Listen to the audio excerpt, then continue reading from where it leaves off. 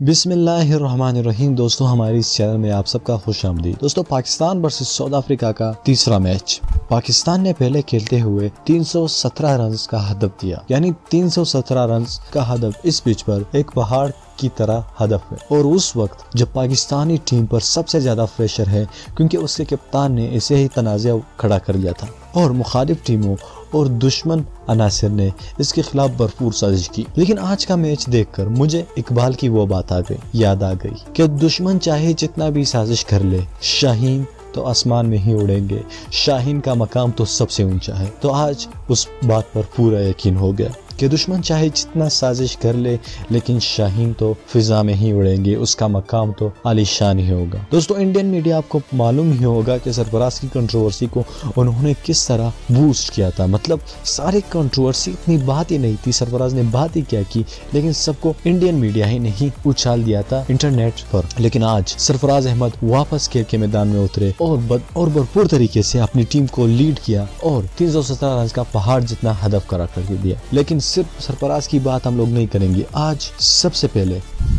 بات کریں گے ہم لوگ پاکستان کی شان امام الحق کے بارے میں۔ دوستو امام الحق نے 116 گیندوں پر 101 رنز کا ہدف رنز بنائے۔ اس کے علاوہ محمد حفیظ نے 52 رنز بنائے۔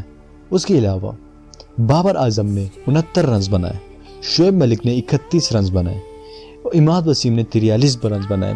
ان چاروں پانچوں بیٹسمینوں کا میرا سلام ہے کہ انہوں نے اس طرح پریشر میں اور اس طرح کی پچ پر اس طرح کی بھرپور اور اچھی کارکردگی دکھائی، اور سلام ہے میرا سرفراز احمد کو کہ انہوں نے اتنی اچھی قیادت کی۔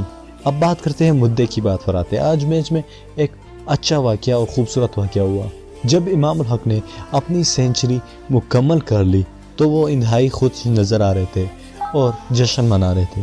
تو اس وقت ٹھیک اسی وقت ساؤتھ افریقہ کی لڑکیاں جو شائقین تھی وہ گراؤنڈ میں موجود تھی اور امام الحق کی سینچری بنانے پر اتنی خوش ہوئی کہ جیسے ان کے ڈوپلیسز نے یا کسی اور ساؤتھ افریقن پلیئر نے سینچری بنائی۔ اس بات کو ساؤتھ افریقی کھلاڑی سہ نہ سکے اور غصے سے لال ہو گئے، یعنی ان پر اور ہی پریشر بن گیا، یعنی ان کے اپنے شائقین پاکستان کی طرف خوش ہو رہے تھے۔ دوستو آج پاکستان نے ایک اچھی کارکردگی دکھائی ہے اور مجھے فخر ہے اس ٹیم پر، اور انشاءاللہ مجھے پورا یقین ہے کہ 2019 کا ICC ورلڈ کپ بھی پاکستان کے نام ہوگا۔ اسی دعا کے ساتھ آپ سب سے گزارش کروں گا کہ آپ ہمیں کمنٹ میں اپنی رائے سے آگاہ کریں اور اس ویڈیو کو لائک کریں اور چینل کو بھی سبسکرائب کرنا مت بھولیے گا تاکہ آپ کو ہر آنے والی نئی ویڈیو کی اپڈیٹس وقت پر مل سکے۔ میں ملتا ہوں آپ سے اگلی ویڈیو میں، تب تک کے لیے مجھے اجازت دیجیے۔ اللہ حافظ۔